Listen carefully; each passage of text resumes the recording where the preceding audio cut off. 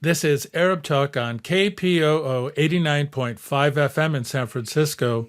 This is Arab Talk with Jess and Jamal. I'm Jess Jamal. And I'm Jamal Dejani. Jamal, we have a fantastic show again today. And even though we're on the precipice of war between NATO, the United States, and Russia, there's other big important news that we're going to be following today. We're going to put Russia and the COVID-19 pandemic slightly to the side today. Still, the big news, which we're going to begin our show with, is the complete failure of the international community and the international journalism community to take into account the Amnesty International report that just came out, basically saying the state of Israel is an apartheid state. There's a lot that has happened since that time. The New York Times continues to fail in its capacity to kind of discuss this. Not a single major broadcasting mainstream media in the United States has covered it, but it's generating a lot of buzz. We're going to talk about that. Then after that, we're going to be speaking with Professors Rabab, Abdulhadi, and Larry Hanley, talking about the status of the attacks on the AMED program at San Francisco State. So it's a lot going on, and let's jump right into it with the Amnesty Report, Jamal. I mean, we spoke about it a little bit last week. I read the report. It's even more damning than I even imagined. I just read the summary last week, and in the week since, I've had a chance to actually read the entire report. It's more damning than the Human Rights Watch report. It's more damning than B'Tselem. It basically lays out in 200 plus pages a concise, elaborate, legal, detailed account of the apartheid practices that the state of Israel is engaged with right now, not just with Palestinians in the West Bank and Gaza, but Palestinians in 1948. It is a tremendous tour de force, Jamal. It really is a tremendous piece, and it's still not being picked up. Well, it is 280-page long. It's a 280-page case that Israel's treatment of Palestinians constitutes apartheid. This is the conclusion. It also follows, you said, the other reports, but it also builds on the previous reports by Human Rights Watch, by B'Tselem, and other human rights organizations. And you're absolutely correct. It's either been utter silence by some media outlets, or actually going on the attack, like the Wall Street Journal had actually an editorial criticizing it, or a wave of orchestrated, I would say, attacks and outrage that basically denies many key points in the report. Like they pretend that those points don't exist, and they deny prominent Israelis. This is very important. This is what actually I want to focus on, because I've been looking at the Israeli media and what has been said before, etc. That many prominent Israelis say that it is true, and so they don't count on this. And just to give you an idea, just of course, immediately after the report was released, a joint statement by American groups that claim to be pro-Israel, including the American Israel Public Affairs Committee, AIPAC, ADL, and others, demonizing. And I would say this is just summarizing from AIPAC. It says, accused Amnesty of seeking to demonize and delegitimize the Jewish and democratic state of Israel. As you know, a formulation frequently used to imply anti-Semitism, and others went directly to the anti-Semitism accusation. They just lobbing these crazy charges, Well, that's what the ADL did. That's the classic ADL, which we'll get to, but basically equating, we should treat people who say these things about Israel the same way we treat ISIS terrorists. I mean, unbelievable hasbara. And wanted people who use the apartheid word to be fired from their jobs, especially if they had government jobs. What I liked about this report, Jess, kind of the difference between it and previous reports, it basically drew parallels between apartheid Israel and apartheid South Africa. Just gave That's right. these examples. This is what happened during apartheid in South Africa. This is what's happening now in Israel.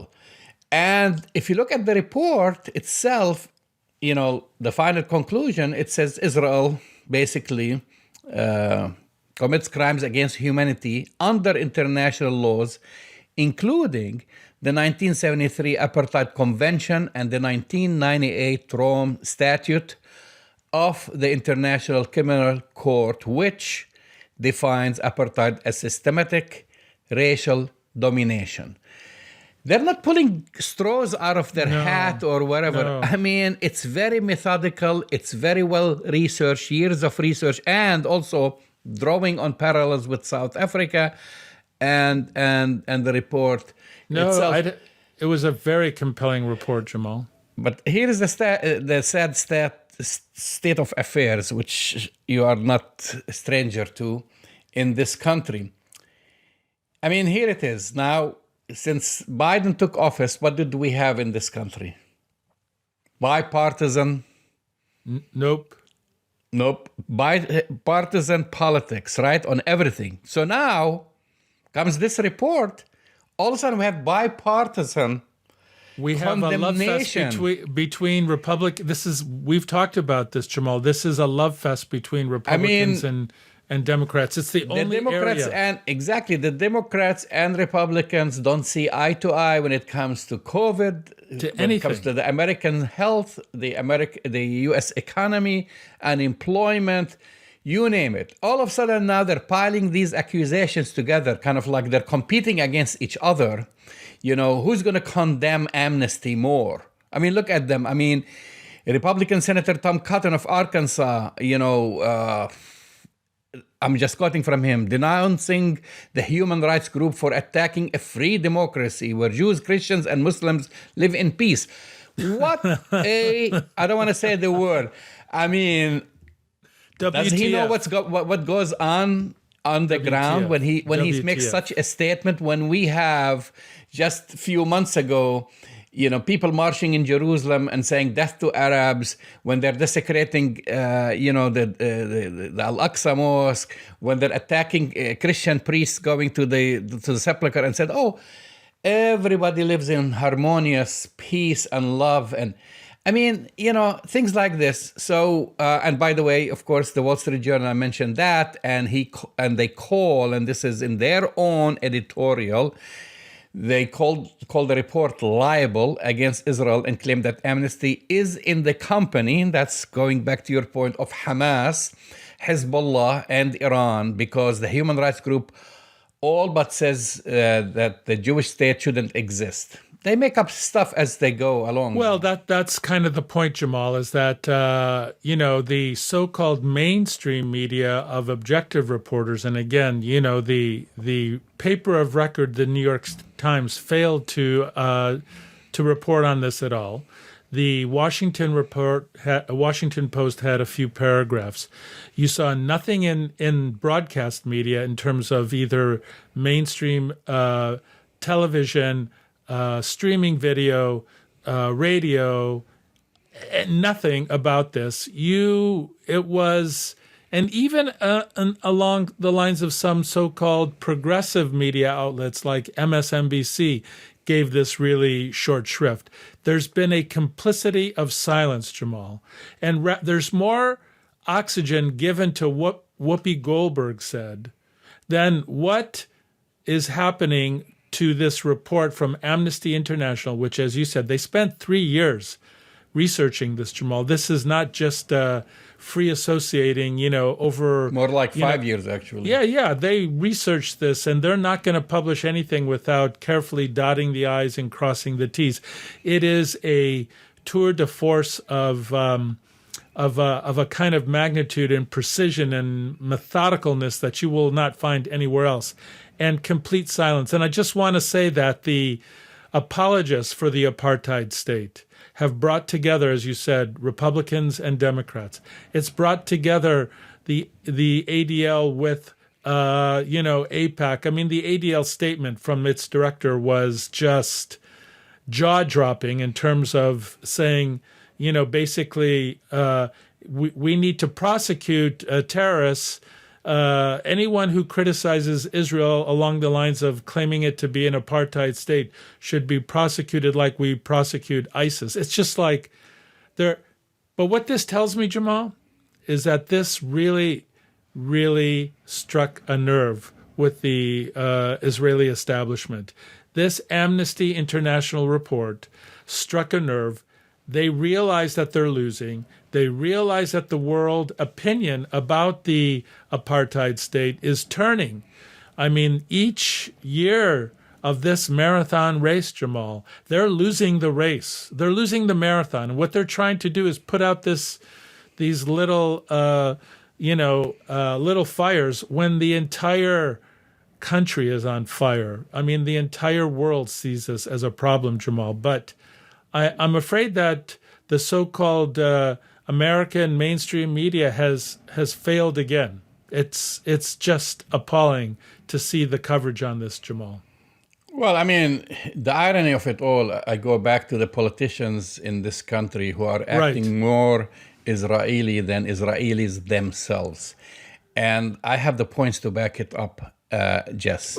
And so bear with me. Sure. And these are statements by prominent Israelis, and many of them are prominent Israeli politicians, starting with Yossi Sarid, if you remember him, is the former Israeli cabinet minister and the ex-leader of the opposition and member of the Knesset for 32 years. And he said this is not yesterday, he said this in 2008. What acts like apartheid is run like apartheid and harasses like apartheid is not a duck, it is apartheid. This is his statement. Ehud Barak and Ehud Olmert, of course, they made similar statements. Israel's former Attorney General Michael Ben Yair was even clearer, and this is what he said. We established an apartheid regime in the occupied territories immediately following their capture. That oppressive regime exists to this day. He said that when? 2002. Ami Ayalon, former head of the Israel's Shin Bet intelligence service. That's right. I remember that. Said the country has apartheid characteristics. Shlomit Aloni, the second woman to serve as an Israeli cabinet minister after Golda Meir, and Alon Liel, Israel's former ambassador to South Africa, both said that the country practices a form of apartheid. Israel's leading human rights organization, keeps talking about B'Tselem, published its groundbreaking report. This was last year, described the regime of Jewish supremacy, that's what they said, over Palestinians that amounted to apartheid. Another Israeli human rights organization, Yesh Din, also gave a legal opinion that the crime against humanity of apartheid is being committed in the West Bank. The list goes on, Jess. The cancer today is apartheid in the West Bank. This is by A.B. Yoshua, one of Israel's greatest living, writers, said that in 2020. This apartheid is digging more and more deeply into Israeli society and impacting Israel's humanity. I can go on and on. But somehow AIPAC, which should know everything that happens on the ground right here in the United States and in Israel, didn't mention anything about that. Same thing with ADL. And lastly, just what I have to say, and we've talked about this before, this is a survey of Jewish voters in the United States last year. We talked about it. That's found that 25% of American Jews in this country agreed that Israel is an apartheid state.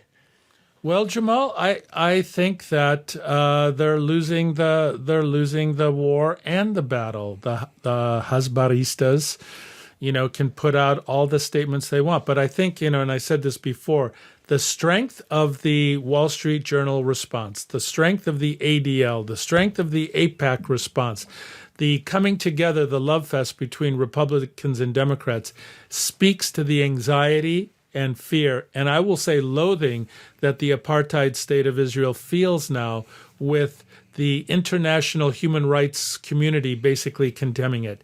And I just want to say, a lot of those quotes you said, had this kind of phraseology to it, acting like an apartheid state.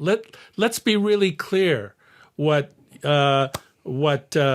Amnesty and Human Rights Watch and everybody is saying, that Israel is an apartheid state. It is. Well, these go back to the apartheid state. 90s and 2000s, and these ideas have developed, right? I mean, before people were like hesitant in Israel to say the well, word. maybe we are like, but now it's very clear. It's Yeah, very clear. there's no beating around the bush. They're not acting like they are. The Israelis are living in an apartheid state. That is an apartheid state. We need to say it loudly. We need to say it clearly. We need to say it unequivocally. And now that we have this report from Amnesty, there needs to be increased pressure put on the Israelis to come clean. Now, we should talk about the Congress and the ADL and AIPAC and what they're doing. They want to continue to criminalize any attempt by people confronting the apartheid state through the BDS movement to be criminalized. They don't want to criminalize the criminal, Jamal. They don't want to criminalize the criminal apartheid state. What they want to do is criminalize people who take a nonviolent approach to confronting apartheid. So the most successful and compelling way to confront an apartheid state, just like in South Africa, is the boycott, divestment, and sanctions movement, which is the nonviolent movement that is being called forth by Palestinian civil society to confront apartheid. Now, of course, what the Congress is going to do and try to do, and what the Hasbaristas are going to try to do, they're going to yet make another attempt to criminalize anybody or any group or any organization or any company that practices or engages in boycott. So, well, I mean, ADL pretty much its leader is saying, asking the U.S. government to fire anyone who mentions That's right. Israel as an apartheid state. That's right. I mean, they're going against the grain. Forget about the validity, whether Israel is an apartheid state. This has been established, but I'm saying they're going against the First Amendment of public officials and the First Amendment of Congress people like Congresswoman Rashida Tlaib and others who pretty much criticize Israel, that if you criticize Israel, if you mention the A word, you lose your job. But you can call Joe Biden all sorts of things. You can criticize the Biden administration. You can criticize any politician you want from here to, anywhere. But, we cannot accept criticism of an apartheid state. I really think, and I keep saying this speaks to how anxious and nervous that the apartheid Israeli elite are about this. This is not that different with what happened in apartheid South Africa, Jamal. Toward the end of that marathon race, they were getting very nervous, extremely nervous. And remember, it really wasn't until Ronald Reagan was the last domino in that that fell that really kind of tipped it over. It was that big tipping point. The U.S. wouldn't grant Mandela a visa to come and address the United Nations. Exactly, Jamal. So we're witnessing a historical moment with this Amnesty International report that is really groundbreaking and is going to set the stage internationally for confronting the apartheid state at the ICC, at the United Nations. Internationally, this is going to bring with it lots of additional legal and political pressure on the apartheid state, because we can now say, as they did with South Africa, why are you doing business with an apartheid state? Why are we engaged? Why are we giving an apartheid state $3.5 billion unrestricted funding every year, and $10 billion in loan guarantees, and sending them all these weapons that are killing Palestinian civilians, or supporting a country that develops Pegasus and is spying on, U.S. diplomats and causing people's death? So my question is, the world is waking up, Jamal, but when are the Democrats, the Republicans, and the New York Times going to wake up to this? what kind of country do we live in that we are so afraid to speak about the reality of apartheid and apartheid Israel? Well, I've given this a lot of thought, Jess, and I was like thinking, when are we going to see, and probably you can answer this question better than me, when are we going to see that tipping point that shifted the sentiment of Americans when it came to South Africa? I mean, we know that answer. Hollywood got involved, and we have some of that, but very, very few. When are we going to see that tipping point? The only thing I was thinking about which is the politics of fear, which did not exist, even though South Africa did the same thing, tried to vilify activists, anti-apartheid activists, accusing them of being terrorists or belong to radical groups, etc., etc. That didn't stick. The difference here, Jess, and we have to be very clear about that, people who are critics of Israeli policies and apartheid practices have been labeled as anti-Semites. There is a weaponization. This is not my words. This is even coming from Israelis themselves. Right. The weaponization of anti-Semitism. So if I want to silence you, I would just accuse you to be an anti-Semite just because you criticized Israel or criticized Zionism or you criticized apartheid itself.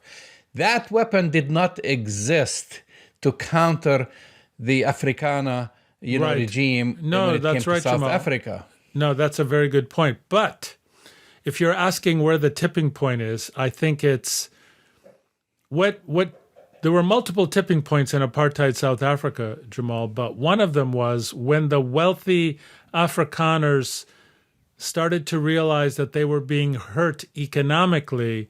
That's when they started to, turn things around and confront the ugly reality of their apartheid practices.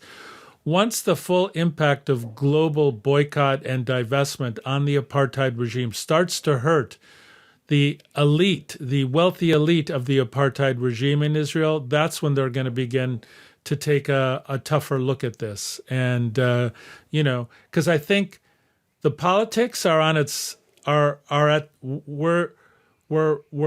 we're not in the ninth inning because we still have Republicans and Democrats in this country in their love fest, but we're probably in the fifth or sixth inning in terms of confronting this, in terms of American politics, because from a grassroots effort, the bulk of Americans actually do believe, and this younger generation do believe, that the Israeli practice of apartheid and oppression and occupation of Palestine is, and the majority of young American Jews believe it, is really damaging. So you have a generational thing, which is contributing to the tipping point.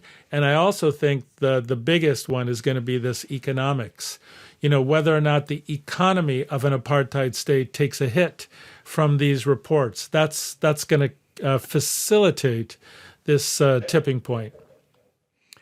I see a difference here, and the difference is Israel really gives a hoot about one country, which is the United States, while apartheid South Africa had more of a global economy, especially with gold and diamond and this. And as long as the United States, keep giving Israel billions of dollars, every single year, and you have a Congress that wants to basically elevate, the status of Israel, and not only this, now they are lobbying for getting a preferred status in traveling to the United States, like European countries.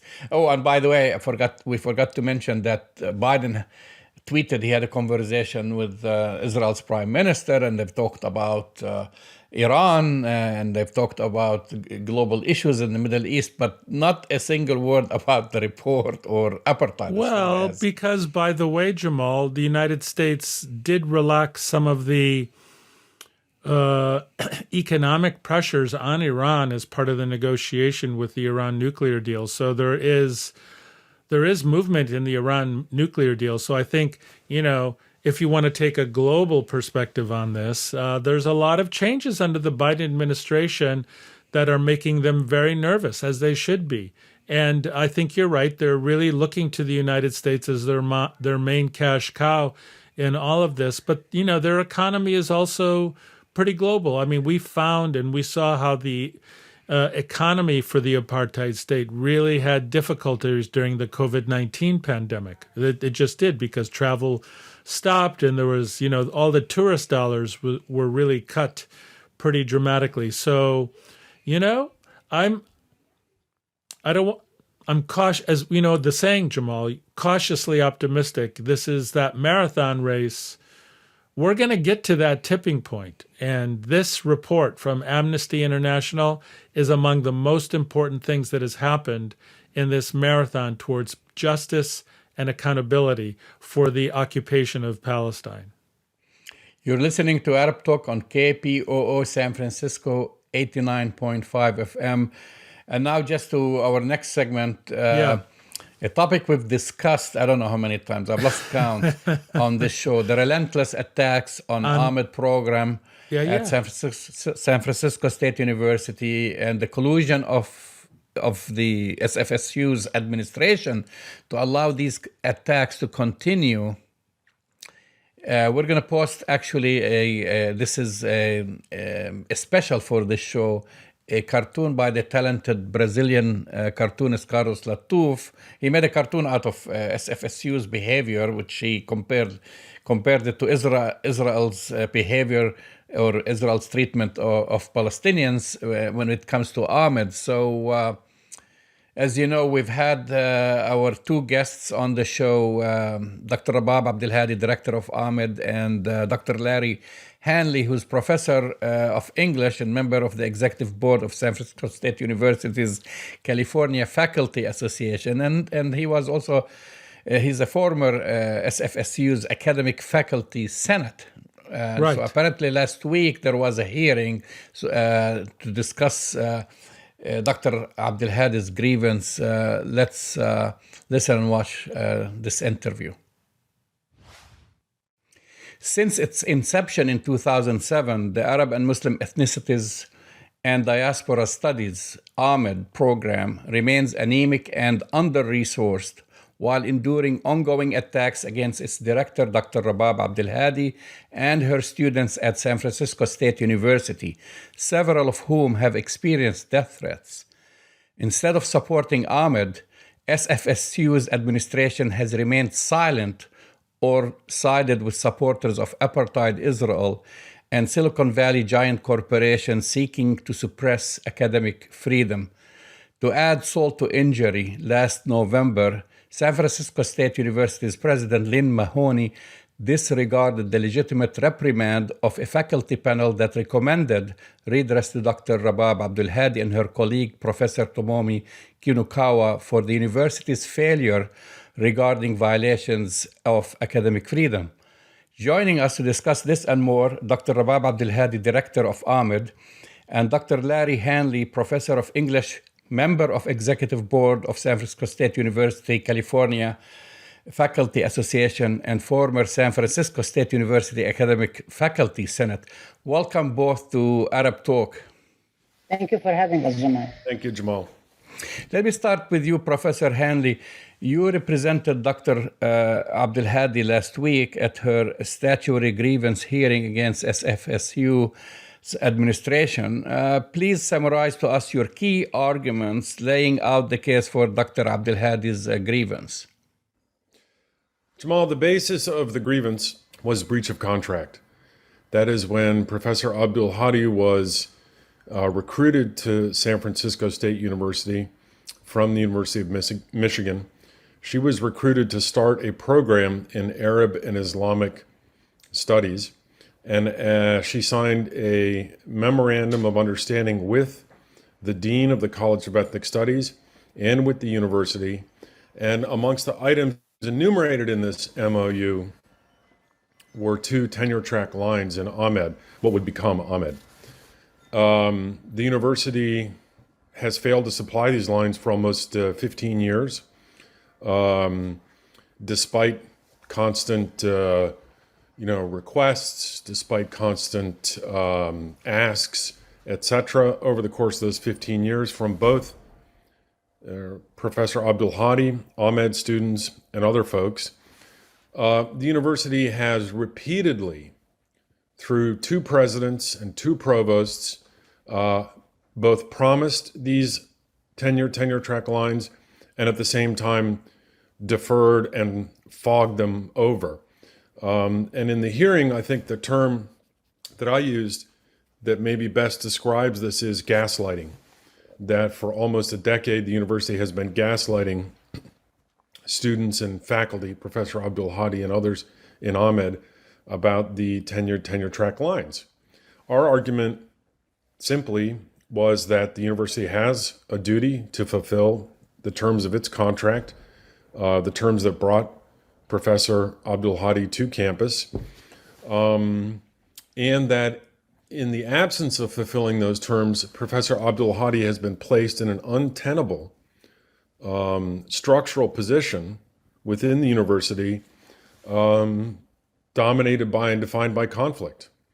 You know, if you're the person who constantly has to say, where are my faculty lines? Why am I not getting what you promised me to get? That quickly develops into conflict between faculty, the faculty member, the dean or supervisor, the faculty member, the provost, etc. And this has just been exacerbated over the course of a decade.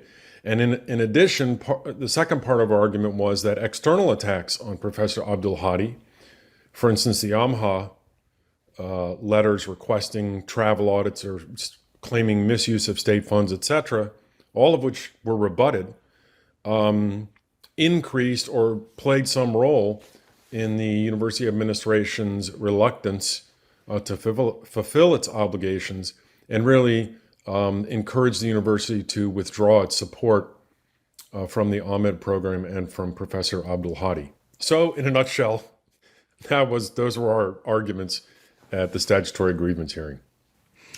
And what were their basically counter arguments, Dr. Rabab Abdulhadi? I mean, why are they so insisting on really, I mean, when you look at it, it's like whitewashing an apartheid state when now 4+ credible human rights organizations have certified Israel as an apartheid state: Amnesty International, Human Rights Watch, and Israel's own human rights organization, B'Tselem and Yesh Din. Yes, and actually to add, thank you, Jamal. To add to that also, the United Nations Human Rights Council, United Nations General Assembly, there have been multiple tens of at least resolutions that have been placed, as well as the international community standing up and talking about it. And last week, it was Amnesty International that came out and actually defined Israel as an apartheid state that must be held up to the same standards of accountability in the international community as other states who commit crimes against humanity. Apartheid is a crime against humanity. The problem with San Francisco State, as we have discussed all along, are, I would say, maybe 3 issues, in addition to what my colleague, Professor Larry Hanely mentioned. One is that the collusion, the complicity, is San Francisco State administration has with the Zionist groups. San Francisco State actually in September, October, revealed a public commitment and collaboration between the Office of Fundraising Advancement of San Francisco State, i.e. like the whole question of fundraising, and the Office of Diversity, Equity, and Inclusion, which is supposed to be really about inclusion, but is anything but, with the 3 Zionist organizations that has been historically attacking us: Hillel International, and the Academic Engagement Network that you, Jamal, are probably familiar with because we had discussions on your show about that. This is one of the groups that has been set up by Mark Yu, the former chancellor of University of California. Is now directed by a woman named Miriam Ellman at Cornell University. They have had actually targeted faculty and students. They've targeted Columbia University. They've actually targeted and threatened the Association of American University Professors for giving me an award and threatened them as well. SFSU has formally pronounced an agreement with these groups. And so there is the pressure from the Zionists. And what my colleague said is that there have been so many attacks, posters by Horowitz, death threats, attacks against us, smearing, accusations that every single one of them false proved to be wrong, as well as a lawsuit that we defeated. We defeated squarely by the Lawfare Project, the legal arm of the Israeli lobby, in 2018, but nonetheless they continue. The second aspect of it is San Francisco State. You said, what do they say? And this is why we're arguing what the case is. San Francisco State argues, according to what I have been calling about recently, anything but random. I say it's anything but random, but they claim it's just random. They're just doing business decisions. They just don't have the money. And they've even went to one of their witnesses, which I would say that they actually violated, because they were supposed to come up with witnesses and exhibits on January 21st as per our agreement. We fulfilled our agreement. They did not bother, but 24 hours before, they produced 3 witnesses. One of them actually had the audacity to call the former dean of the College of Ethnic Studies, Professor Ken Montero, rogue dean, that he reached an agreement with me. Yes, reached an agreement with me outside of the provost and the president, even though all the communication and all the signing, and as you remember, San Francisco State brought me for a second interview. The campus interview was not sufficient. They brought me for a second interview to meet with President Corrigan and Provost Jumelo. And also Ken Montero himself said that there is no way we can actually give the money. The College of Ethnic Studies doesn't have the money to give like $100,000 per year for 3 years to support AMED studies program for the first 3 years.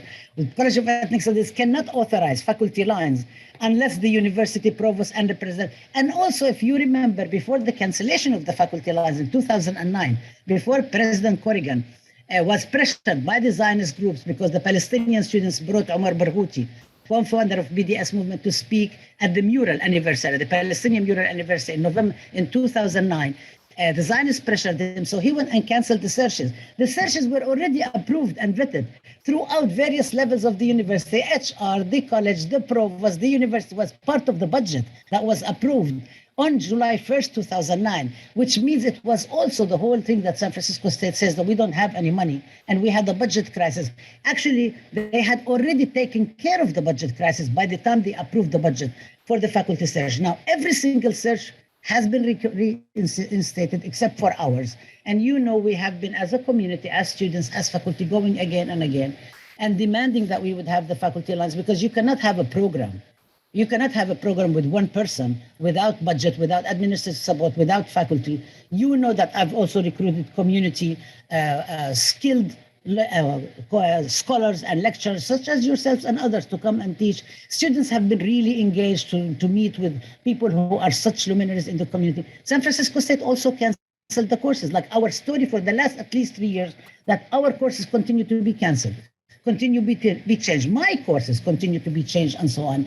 There is no other explanation. They tried to come up with all sorts of explanations, but actually none of the explanations were convincing. And maybe my colleague, Professor Hanely, can speak more to that, but it was very clear that they were trying to scramble for all sorts of excuses in order to justify wrongdoing that is very clear, just like Israel being an apartheid. This is so clear that something is wrong.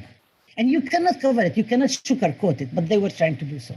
Dr. Hanley, I mean, you were there, you listened to their counter argument. Did they convince you with anything in their argument? As someone who's been in academia for so many years and you're familiar how universities, I mean, we understand every institution has its own budget questions, etc. But this has been going on too long to come up with the same excuses, we don't have the money. Well, Jamal, they convinced me that they don't really have a case, to be honest with you, because it was an extremely incoherent response to our grievance. You know, on the one hand, they wanted to argue that Professor Abdulhadi should have filed her grievance 10 years ago, even though the university, you know, when she knew she wasn't going to get the lines, even though the university kept promising over and over and over again and committing itself, you know, that she would get the lines. They also, I was shocked at some of the tactics that the university used, including labeling a former dean who I knew quite well and respected and believed was a pretty good dean, a rogue dean. And this is by somebody who made this accusation who's been at the university for 2 years, who was not even around when this dean, you know, was the dean of the College of Ethnic Studies. Who made the accusations? It was the AVP of Faculty Affairs. The argument they mainly, I couldn't really tell you what their At one point, they tried to defend themselves by actually attacking Professor Abdulhadi personally. And I thought this was outrageous and incredible, really. I've never seen anything like this. So uncollegial, so uncaring, so unprofessional, really. So we had to stop that rather swiftly, which I think we did. But I think the only other argument that was coherent in any way was the idea that, well, we can't supply these lines because the AMED courses are under-enrolled. And there's lots of ways of understanding what that means rationally and objectively, under what a course means to be under-enrolled, etc. But, the analogy I wanted to use, I didn't get a chance to use it in the hearing, was, what you're doing is you're starving a pony and then complaining that it doesn't run fast enough, right? In other words, you starve the program of resources, including the basic resources necessary, for any program, and then you turn around and say, hey, you're underperforming, you're not doing what you should be doing. And so to me, that was the only kind of argument that they even tried to build in any coherent way. And I thought it was ineffective. Well, I mean, part of this program, actually, we're going to be talking about what's happening with the Amnesty International report and what's going on afterwards. Like, for example, I've been seeing a lot of resistance to it, especially by ADL, right here in the United States. And this reminds me really of this insistence of denial that the program has been starved or being anemic from the beginning, and the denial of, in that the university has acted improperly trying in protecting academic freedom and so forth. But there is a reason that they are just going, in my opinion, berserk in making sure that Dr. Rabab Abdulhadi will not succeed. The same way that they want to make sure that the label of apartheid won't stick, to Israel, even though everybody has been certifying this. Do you see a parallel to this, Dr. Rabab Abdulhadi?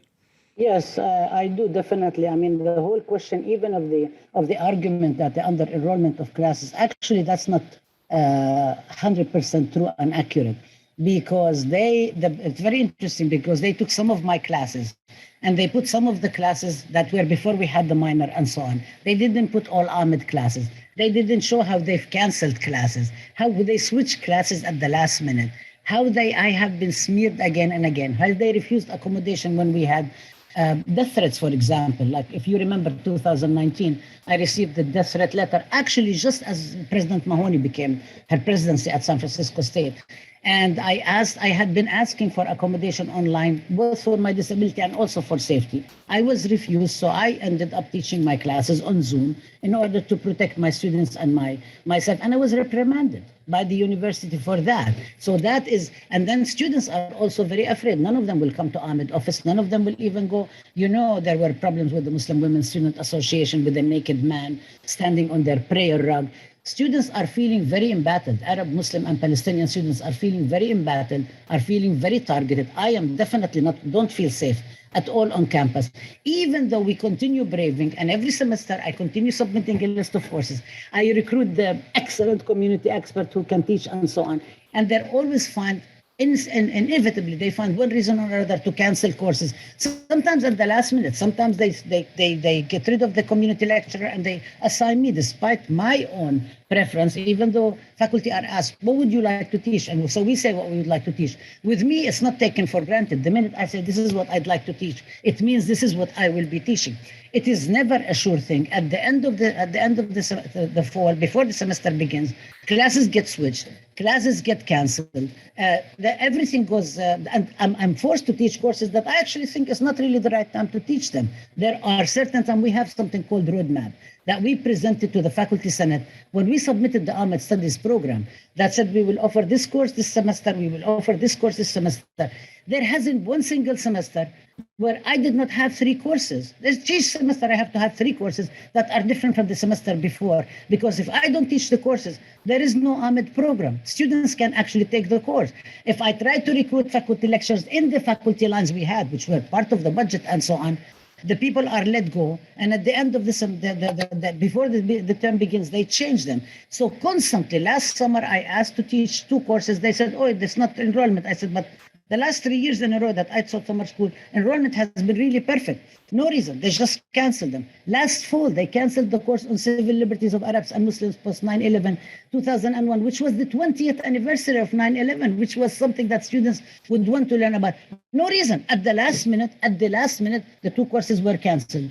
And so you, Jamal, as somebody who's part of the community, as a trustee of the Arab Cultural Community Center, your program and so on, you're very aware, because we have been going to the various presidents, asking them to build the AMED Studies program, asking them to actually fulfill their commitment. And there's 2 things. They say, oh, we're going to fulfill our commitment. So this whole thing about the contract, there is the statute of expiration of limitation, it doesn't really apply. And secondly, then they say, but we don't have the money to do it, but then the program is not succeeding. And actually, the program is very successful and attracts excellent students and graduates excellent students. So all of these things, they starve us, they attack us, is exactly what Israel does.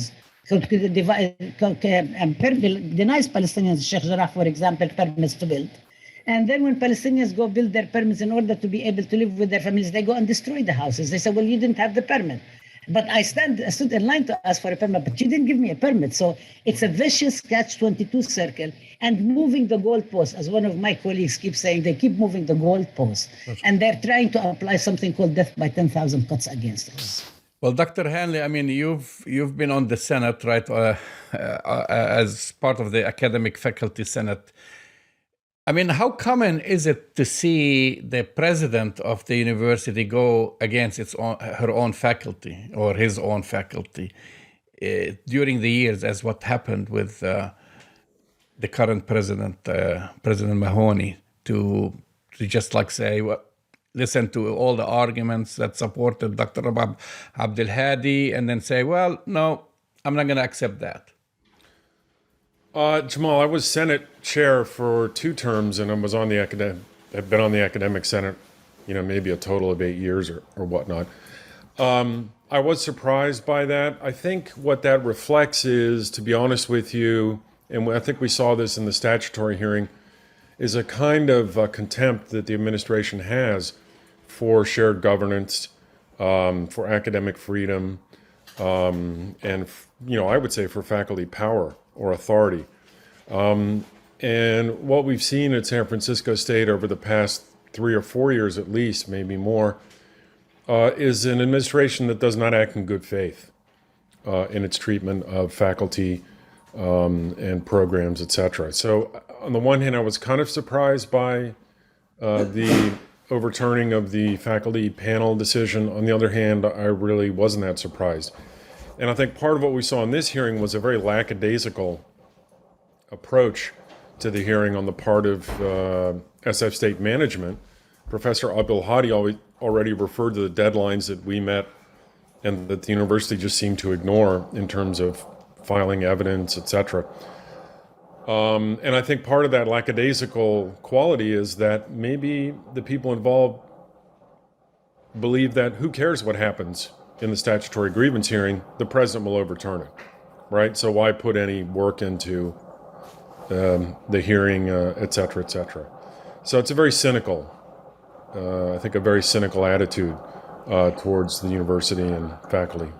I mean, Dr. Rabab Abdulhadi, we've had this discussion several times, right, on this show here. And every step of the way, we thought, maybe there is an end, maybe there is light at the end of the tunnel. And I always ask you the question, what's next? What do you expect to happen after this? I mean, I know you have your grievance and you won a battle against the Lawfare Project and so forth, but what's going to happen in your opinion? Well, I guess there is a couple of things. One is we don't have any choice but continue struggling because this is just. And I believe the problem actually, what also the grievance last Friday showed, is that the university administration actually has very similar excuses to the Zionists in order to shut down this program. The Zionists are invested, the pro-Israel lobby is invested in not allowing us to teach these topics, Islamophobia, Palestine, Arab and Arab American feminism, civil liberties of Arabs and Muslims, etc. So they don't want people to be taught as part of the legitimate curriculum, part of the production of knowledge, because if people know more, they probably will end up sympathizing and saying this is Islamophobia is really bad, anti-Palestinian discrimination is bad, anti-Arab racism is bad, and so on. So the Zionists are very invested in that, as we see in the battle against the California Ethnic Studies model curriculum. This has been the Zionist groups, AMCHA, Anti-Defamation League, Stand With Us, all the same groups that have been Christian Coalition, Christians United for Israel, and so on. They have been the same ones who have been attacking us. It is what's really, it's not shocking, but it's hugely disappointing, is that the university administrators and administrators who claim to stand for justice knowledge production, to stand for innovative and critical understanding, for critical ethnic studies and so on, are also the same ones that are trying to run this program to the ground, to dismantle the program and destroy it. The good news, Jamal, is that we actually have a huge coalition. I mean, the word is on the side of us. I'm talking about on the side of justice in for Palestine and on the side of teaching about justice in for Palestine and its related issues. We have the faculty union. We have the faculty union from which Professor Hanely comes in, the executive board of the union, who passed a very strong resolution last week. We have our colleagues in the Senate. We have multiple people who came to, including Senator, for example, Mark Stein came and testified. We have students who are really fighting for the seminars, like graduate students, former students. We have people in the community who are fighting day in and day out. So the thing is it's something that can we give up? Of course we can, but should we give up? Of course not. And the thing is, justice is on our side. We will, the next thing is that if the president vetoes it, that we have the arbitration, and that resolution is final. And we believe, just like some of my colleagues whose memorandum of understanding also was violated, and they also suffered breach of contract, their contracts were restored. My contract hopefully will be restored. But in the meantime, also, we really need a lot of support, because it's really, really impossible humanly to continue accepting this cost and the toll that this is taking on us, because this is how you try to actually destroy a program. You destroy it, take it out, faculty out of it, take out the resources and so on, keep one person and start harassing, retaliating and discriminating against them until they say, I've had it. I've had enough, I give up and I leave. And this is what they're really betting on. The thing is that we do have a very big group of people who are fighting for this program. We have students who are interested and colleagues who are interested in, and we will continue fighting. We have no other choice but to struggle, not to be silent, not to let them silence, not to let them retaliate against us, and speak up loudly and speak up for Palestine, for academic freedom, for the right to discuss, for decolonizing knowledge, exactly like the students in 1968 did when they waged the longest strike in 1968, which one of the leaders is the former past chair of the KPOO, our late comrade Terry Collins. Dr. Rabab Abdulhadi and Dr. Larry Hanley, thank you for coming on Arab Talk. Thank you for very having much. us. Well, be well. That's the voice and the faces of Dr. Rabab Abdulhadi and Dr. Larry Hanley.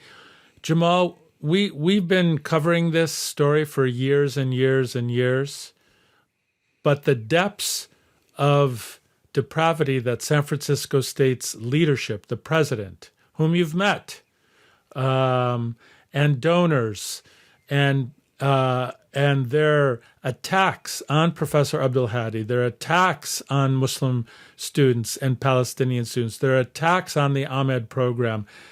It's not like they're lessening, Jamal. They're actually increasing. I feel like the president of SFSU, she's doubling down. She's I mean, unbelievable. is she tone deaf? I mean, here is the irony. We keep talking about the irony of it all. This whole thing started Right. I mean, it started before that, but that was with the visit of the former mayor of occupied Jerusalem, and who basically promotes apartheid. And this started Celebrates because it, yeah. because students demonstrated and hissed and complained when he came to talk at San Francisco State University, and they lashed out against students of AMED and its director and so forth. And then it mushroomed into a bigger problem. Then we find out there are too many players who are trying to basically shut down this program.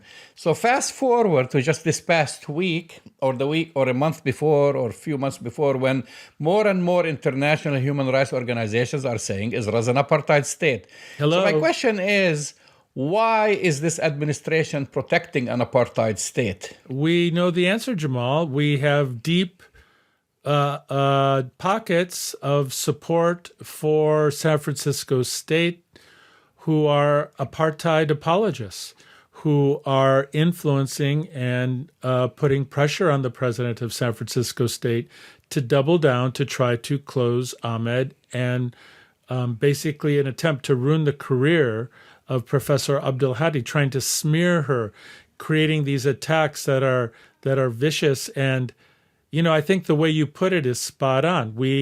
Does San Francisco State want to celebrate the same practices that an apartheid state is engaged in right now? So I mean, actually, when we talked about apartheid South Africa, I've mentioned Hollywood, but academia was also played a major absolutely, force Jamal, in boycotting the boycotts against apartheid South Africa, and so that was part of we're doing that now. The turning point. And we're doing that now, but there are attacks against anyone who is boycotting Israeli apartheid institutions. We'll be covering this story. This is not going away, Jamal. This is not going away. You've been listening to Arab Talk on KPOO San Francisco 89.5 FM. Go to our website, arabtalkradio.com, to download our latest episodes, and we will talk to you next week. See you next week.